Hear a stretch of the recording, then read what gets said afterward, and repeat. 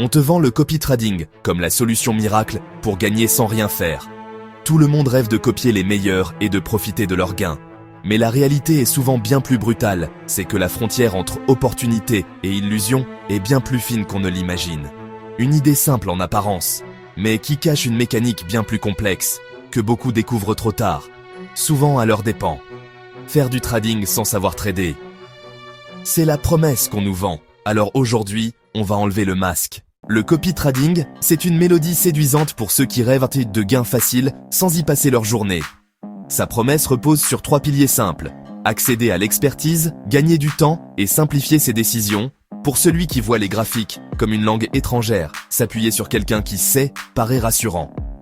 C'est un peu comme engager un chef étoilé pour cuisiner. À ta place, tu profites du repas, sans apprendre la recette. Les plateformes présentent les traders à copier comme des virtuoses de la finance, exhibant leur rendement passé comme des trophées.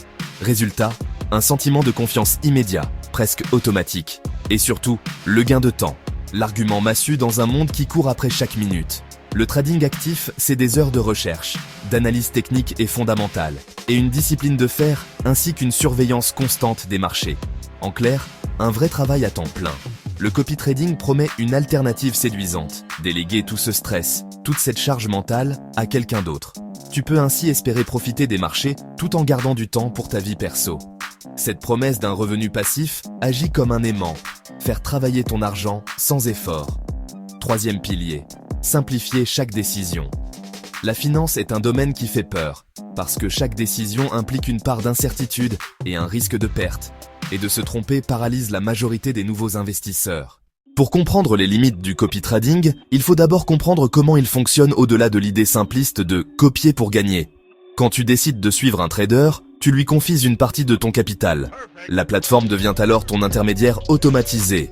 Quand ce trader ouvre une position, disons qu'il achète pour 10 000 € d'une action, soit 10% de son capital de 100 000 €, la plateforme réagit instantanément. Si toi, tu as alloué 1 000 €, elle ouvrira automatiquement une position de 100 €, soit 10% de ton capital, sur la même action. Tout est proportionnel. Cette automatisation, c'est le cœur du système. Elle exécute chaque ordre en quelques fractions de secondes, essayant de reproduire au plus près les mouvements du trader. Mais la perfection n'existe pas sur les marchés. Premier piège, le slippage ou glissement. C'est la différence entre le prix auquel le trader a acheté et celui auquel ta copie s'exécute réellement. Sur un marché volatile ou peu liquide, même une fraction de seconde suffit pour que le prix change. Et plus un trader est populaire, plus le problème s'amplifie. Des milliers d'ordres qui arrivent en même temps, et les prix qui bougent. Ensuite, viennent les frais. Et c'est là que beaucoup déchantent. Le copy trading, ce n'est jamais gratuit. Il y a d'abord le spread, puis les commissions sur chaque transaction, parfois même des frais de gestion sur ton capital. Enfin, de nombreux traders perçoivent une rémunération, souvent un pourcentage des profits générés pour leurs copieurs. Tous ces frais s'ajoutent, grignotent tes gains et transforment parfois un profit en perte nette. Le risque le plus évident et le plus direct du copy trading, c'est purement la perte de ton capital. Il faut comprendre que copier un trader, même avec un historique de performance parfait, ne garantit aucun profit, absolument aucun. Les marchés financiers, par nature, sont imprévisibles. Une stratégie qui marchait hier peut s'effondrer demain. Un changement économique, un événement géopolitique, ou juste un simple retournement de marché. Si le trader que tu copies perd, tu perds aussi, proportionnellement. L'automatisation qui semblait être une bénédiction devient alors une malédiction. Elle exécute les pertes sans que tu puisses réagir. Et ce n'est pas tout. Il y a aussi le risque de concentration. Beaucoup de débutants commettent l'erreur d'allouer tout leur capital à un seul trader.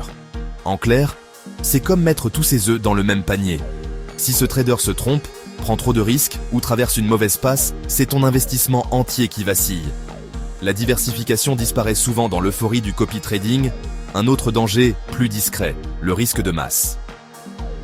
Imaginez un trader extrêmement populaire, suivi par des dizaines de milliers de copieurs, qui valent des centaines de millions d'euros.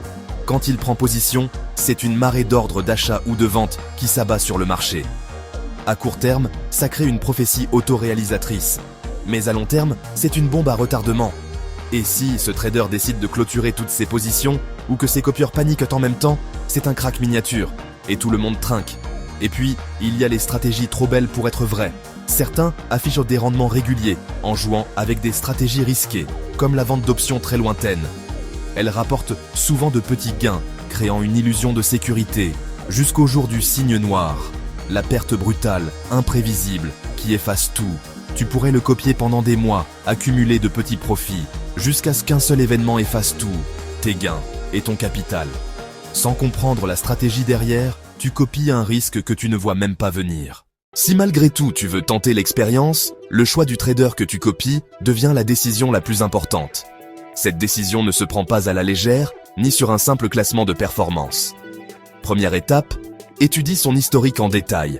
Ne te laisse pas séduire par des gains spectaculaires sur 3 mois, cherche la constance, pas l'euphorie.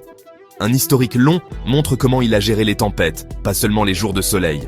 Ensuite, comprends sa stratégie, au moins dans les grandes lignes. S'il vend du rêve ou manque de clarté, c'est un signal d'alerte.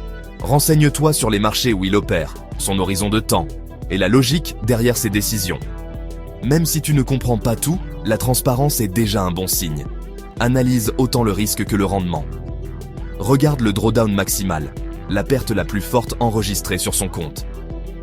Un trader qui a déjà perdu 50% de son capital, est-ce que tu serais prêt à encaisser la même chose ? Surveille aussi l'effet de levier qu'il utilise. Un levier élevé en permanence, c'est souvent le signe d'une stratégie à haut risque, peu importe les rendements. Et enfin, regarde aussi le facteur humain. La communauté, les échanges, les retours. Observe comment il communique. Parle-t-il de ses pertes autant que de ses gains ? Le choix d'un trader, ce n'est pas qu'une question de chiffres. C'est une question de confiance. Pour faire du copy trading sans te faire piéger et minimiser les risques, il est essentiel de s'imposer un cadre clair. Voici quelques règles simples pour éviter les erreurs les plus fréquentes. Premièrement, commencez petit. Ne joue jamais ton épargne de sécurité. Le copy trading, c'est un terrain d'expérimentation, pas une assurance vie. Deuxièmement, diversifie. Ne mise pas tout sur un seul trader. Troisièmement, fixe des limites de perte et respecte-les. Quatrièmement, reste aux commandes. Même si c'est automatique, ça reste ton argent. Cinquièmement, comprendre les coûts. Chaque pourcentage compte. Sixièmement, privilégier les traders transparents. Septièmement, copier, c'est bien. Comprendre, c'est mieux. Abonne-toi pour voir la crypto sans illusion et reste du côté lucide.